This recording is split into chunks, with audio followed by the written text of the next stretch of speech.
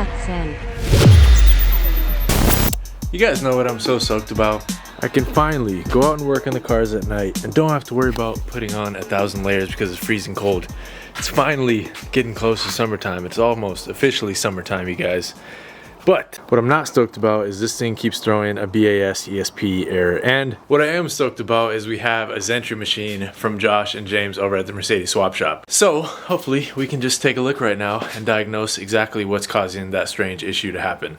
So real quick to cover things, we've been driving this thing regularly. Out of nowhere, right before I put it in the garage to work on the brakes, it threw a BAS ESP warning on, and I didn't think much of it. I came back to the car like an hour later, started it up, and went away.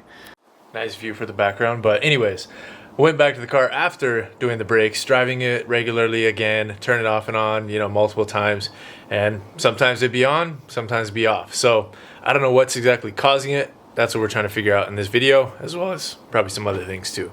All right, that said, let's go ahead and bust out our XENTRY box. I always keep them chilling in here, the laptop, all that setup. We're gonna talk about that and why you guys should definitely have one now. All right, you guys, so here is the goodie box. For those that have not seen this before from me, we have our Dell laptop. I forget what these are called. Dell, I can't remember off the top of my head, but anyways, Dell laptop that Josh and James recommended that I get. Heavy duty, old school, but it does the job. And basically what you do is you purchase your own laptop and then send it off to James. He installs everything it needs to, hardware, software wise, modifies as it needs to be to basically have all of what we're gonna see here shortly. XENTRY, StarDOS, and lots of other goodies now actually too. I need to send him off this for an update because I think there's some other things he wanted to add on that they've since included. So the part that Mercedes Swap Shop will cover is basically installing all the software, hardware on the laptop once you send it to them. The other stuff is up to you to find. The laptop for me, you can find these for like $150 to $300-400 depending on what you get. Mine, I think I got a deal on it pretty good. I think it was around $150 shipped, and it was in really good condition, came with a charger, all that stuff. The C3 kit or multiplexer kit is again going to run you between, let's say, a really smoking deal would be like $150 up to, some of the kits are like $500-600, which you don't need to pay that much. I think I paid $250 or $275 for this kit in particular, and it had really good reviews and it's all good high quality stuff. So I'm happy with it. It's done the job, and today is actually going to be the first time I get to use the 38 pin adapter, so I'm excited about that. And that's one thing with the Mercedes Swap Shop version of XENTRY StarDOS that they're running is it's the latest version you can have that still does the older HHT stuff, like 38 pin stuff, etc. So it's going to be able to talk to the C43, whereas a newer setup wouldn't be able to. So this is kind of the perfect middle ground for a lot of these chassis that we're working on here. So we've used it on, I think, everything at this point besides the C36. I've checked out with this before. I haven't done the ML55 actually too, which we could in another video. But yeah, it's come in clutch so many times now since I've got it, and I'm so stoked that I have it. Great investment, and I'm surprised that I went as long as I did without having a setup like this. But I think the biggest part of why I held off for so long, to be honest, was I just didn't want to order the software and everything off of just a random eBay seller or eBay stores, even ones that had good reviews and claimed to have like good customer service. I just never trusted it and didn't want to spend my money on it without it being like a reliable thing that I could go to if something went wrong. Whereas now we got the Mercedes Swap Shop, who's US based and has fantastic customer service. James will literally hop on the phone with you and figure stuff out. And then Josh is another source, of course, for this particular setup that they offer. But I mean, it doesn't even matter if you're somewhere else in the world. At least you know who you're getting it from, and you're getting quality stuff, and they're going to be there to support you should you have any issues, or not even issues, but just if you want to learn how to do something, they will guide you through it, which Josh and James have both done for me. At this point, they've helped me really navigate the software and get better a better understanding of how to use it and what I should always do when using it, etc. Just tricks of the trade, I guess, and rules of the game for how you want to use this and set it up, and how you want to navigate the software when you're in it. So yeah, that was the biggest thing. As soon as they offered it, I decided, yeah, this is definitely time that I want to do it, because they're reliable and trustworthy and do fantastic business in general. Now that they offer this, it's absolutely a no-brainer in my opinion. I would have got it a long time ago if it was them selling it a long time ago. Now that they do, yeah, I would definitely recommend it to anybody. That's even if you got one, Benz or AMG that you really care about, that you take care of and do all this stuff yourself. This will pay for itself within a year, if that. Like, you have one problem that comes up that you can't figure out electronically, it might pay for itself in a couple days, a week after you buy it. So you never know, and it's just a great backup to have, safety net to have to go through all the modules on these cars. So yeah, multiplexer wise, it comes with obviously your big box right here, your actual multiplexer. And if I get the names wrong of any of these portions or pieces, don't get mad at me. I'm not a genius when it comes to all this stuff. But anyways, Galletto cable, this is something separate. If you're tuning the car, you definitely want to pick up one of these. It's basically just an OBD2 to USB that you want to use. I don't use this laptop for tuning. I use my Lenovo laptop. Different things, but I just keep kind of all the electronic stuff in this same box. So over here, I think is what we're going to be using today. Yes, it is. That looks like our 38 pin adapter. So basically the other side of this is your, I believe, 38 pin adapter, yes. And normally you would use that to the OBD2 connector, and then the other side of this cable is your serial port for the back of your laptop. So that's really it. And then while you're using it, obviously you want to keep your battery plugged in. So I'll keep that plugged in with our laptop as we're using this. I can put our Galletto cable back in here, and yeah, we should be good. The other cables that came with my multiplexer kit are, I don't even know what this is, like oh, I know what this is. This is for the blink module, I believe, from the 90s, maybe late 80s cars. My E420 had one of these, so maybe that's what that's for. I'm probably making stuff up, guys. Don't take everything I'm saying as truth right now, because I don't know. I'm just guessing. But yeah, with these two cables, I'm guessing. With the other ones, I know what it was. So yeah, let's go ahead and get this set up on the car. It's going to be through the engine bay since we're doing the 38 pin adapter, and yeah, it'll be my first time getting to use it. I will throw the light out there so you guys got some visuals. Alright guys, we got the multiplexer set up. Be patient with these kind of clips and attachments. They're a little tricky to get on. You just got to get them lined up. There's so many pins, obviously, that there's only one way they're going to fit, and you got to kind of be gentle. So this is a twist on. So once you get the pins lined up, twist this to the right, and you'll feel it go. Do not force it. Just got to be gentle, but you'll feel it start to engage positively, and go from there. Same thing with this thing I just experienced. Twist this to the left, make sure it's counterclockwise, and then once you get this down into the plugs where it's supposed to be, then you can twist this to the right and it'll kind of lock it in place. So now this is good, and I know it's making a good connection because we have a green light on our multiplexer. So now I'm ready to get the laptop over here, get our serial port plugged in, get the charger on the laptop, and we'll get our key in the ignition, start going through things. Alright guys, got myself a little workstation. True story. This is our changing table. We're getting rid of it right now, so it's sitting by the recycle. But hey, for right now, it makes a good workbench, so we're going to use it. Grab my phone here so don't forget. Got our multiplexer hooked up. Got our cables in the back there situated. So just waiting for this thing to boot up, and we'll jump in. Alright boys, we're in. Let's hack this thing. Alright, first let's go put the key to position 2. Okay, situated. There we go.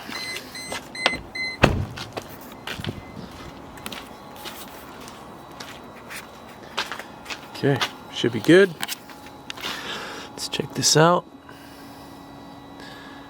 And here we go. Oh, old school mouse pad. Are you working? Do you like me right now? There we go. Okay. Let's open this up. Alright guys, we are in. So from here, click on your Mercedes, obviously. And then from here, you're gonna select your chassis. You can do automatic VIN, I think, but we're just gonna go in and select C43. I think this is nice right now, guys. The lighting is actually working for recording a screen. Okay, I'm just gonna go continue. I don't know what version of the Settings 22.6 this has. I feel like you'd have to get under to completely verify that. Okay, once you get to this part, you're gonna click on the little stethoscope icon. And my computer keeps wanting to remind me that the Norton antivirus from 1985 is not installed. But here we go. Okay. Page down for forward, or F2. And then it's going to try to link, and fingers crossed right now, this is going to link. It's green, so it should. But we'll see.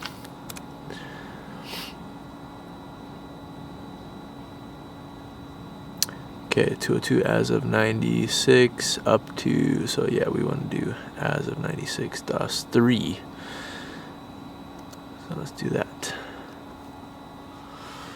Okay, type of vehicle, yes. Left hand steering, yes. Okay, here's the moment of truth.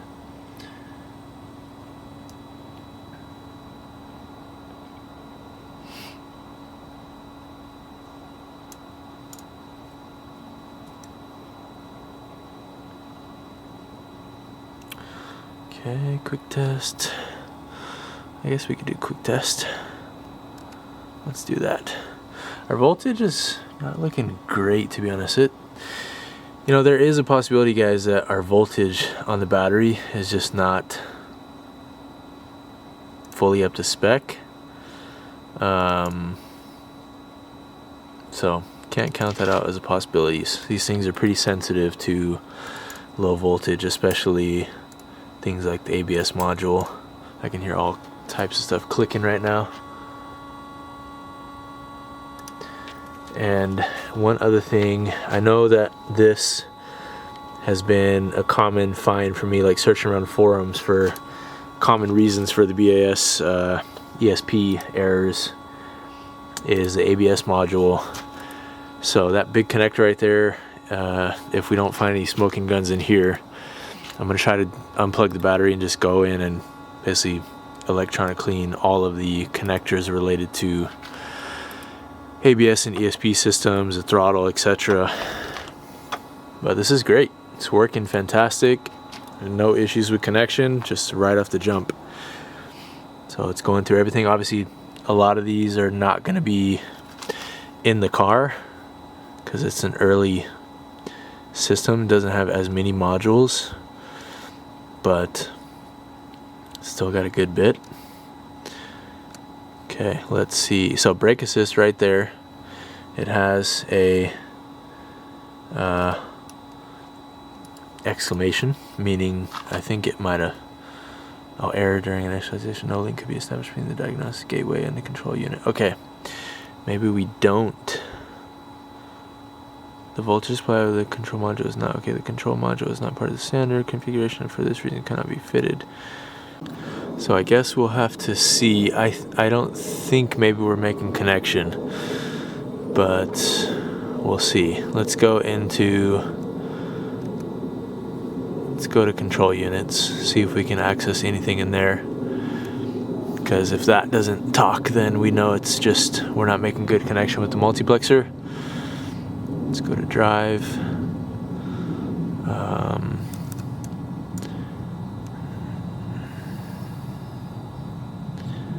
DOS automatically selects HHT.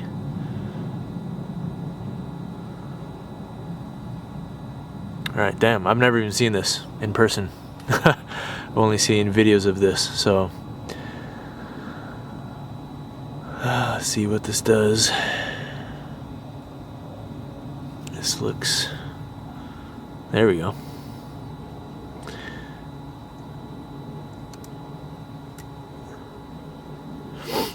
This is old school, guys. Okay, communication with control is being established. Control unit version, fault memory. Okay, I think this is working. Let's go to fault memory, current faults. Now we don't have a CEL, so yeah, we have no faults present. This looks crazy, guys. This looks like Pokemon in the old Game Boys. Professor Oak over here talking to me. Okay, can we go back? Alright, I think we can get out of here, to be honest. Okay, so we know it's communicating. So let's go back to chassis. Traction system. Okay, let's go in here. Hopefully this will connect. Maybe it doesn't connect because in quick test it can't go into HHT.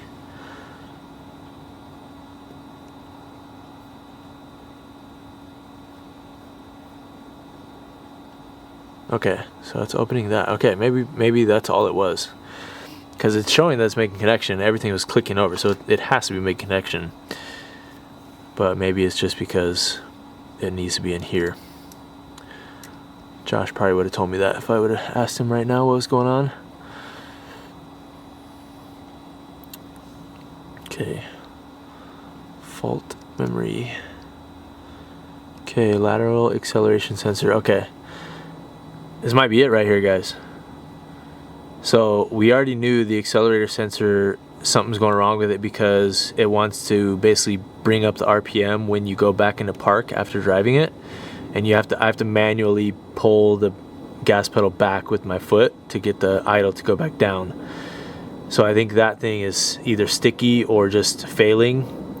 And then it also says ESP yaw rate sensor, or sensor B2415. So hey, this is great.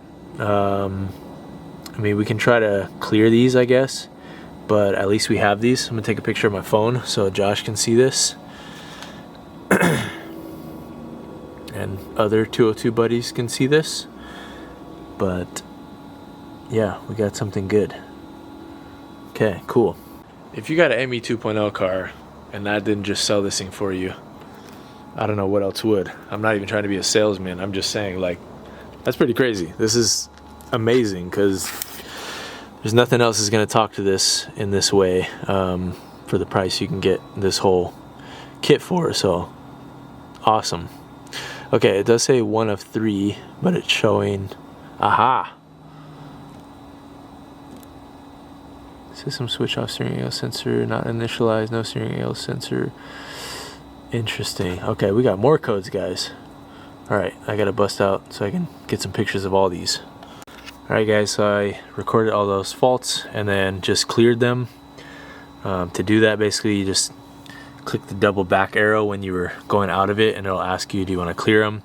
Switch off and on the ignition. And then yeah, so I just double checked again, went back in there, and it's showing no faults. You can do all types of adaptations here too, which is awesome. A lot of them will have, or maybe that wasn't, it was actuations I was in. A lot of them will require the car to be running in like specific things, but I mean, this is amazing. So great to see.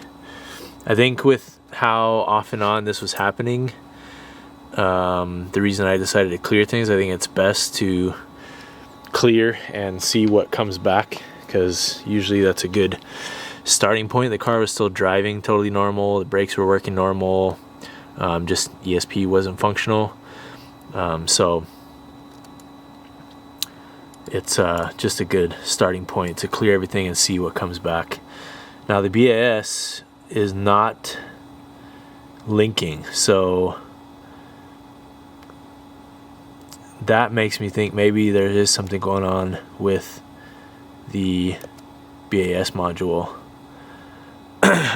Somebody also told me to check fuses and maybe wiring to certain things, so I'll have to take a look. But since we're here, might as well check out our other menus. So let's go into body. We got airbag, overhead control panel, electronic ignition, pneumatic system, SAM, lower control panel. Let's go into SAM. I don't know what type of SAM modules these have, but let's see if we can talk to these. There's literally an animal stalking me right now. I don't know what's over there. Maybe a coyote or a fox or something. Hopefully it chills. Can we go into that? Let's see. It's acting like it's starting. Automatically selects HHT. Let's see if it goes in here. Okay, no, I don't think that talks to that. So let's go back. Information communication. Instrument cluster. I just reset the service on that. So cellular telephone. I don't think that has anything like that. Seats and doors. Door control modules. Okay, besides that, yeah, pretty much it. Well, I'd say pretty successful venture into the first time using the 38-pin star setup with HHT. Super cool for me to see for the first time. And we got a ballpark idea of what could be going on. But again, we have to start with the basics and just clearing everything and seeing what comes back.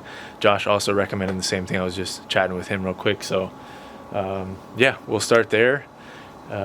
See if it comes back after a few drive cycles. And if it does, we can try to pinpoint things a little further. That, however, will probably come in another video because it's late. I got work tomorrow, and I don't know if I'm going to get a chance to drive this car and film before I get this video out to you guys. So this video is more so about showing you guys the capabilities of that star system and the whole setup that you can get from the Mercedes swap shop. I'm no salesman. I'm just giving you guys the real deal and what I've experienced with it. It's by far one of the best electronic tools that I've got for all the cars, and kind of an irreplaceable item for me, having all of the different collection of cars I have. It's like the best safety net you can have. If you're dealing with some type of electronic issue, it's going to give you the best pinpoint of information.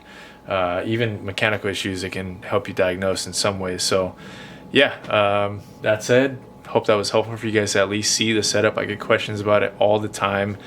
I am by no means the guru of it or the most knowledgeable. I would consider myself like novice level at best, beginner level. But if you have questions about it, definitely hit up Josh and James at the Mercedes Swap Shop.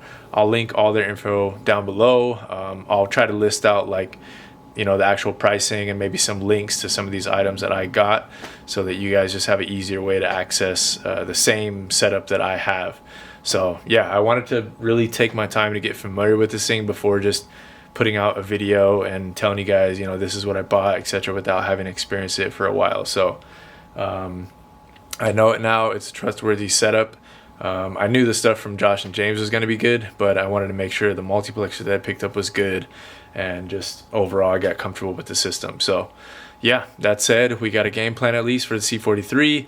Got to show you guys the whole setup and how it works a little more in depth, and we got to use HHT for the first time. So super cool. If you're curious about what it looks like on the regular ME 2.8s or later ECUs, you can check out some other videos that I've done earlier where I did preview a little bit of it, or you can find other videos, I'm sure, to see what that looks like. But this definitely showed a cool capability of the machine they put together. So that said, I will catch you guys on the next one. Thank you so much for watching.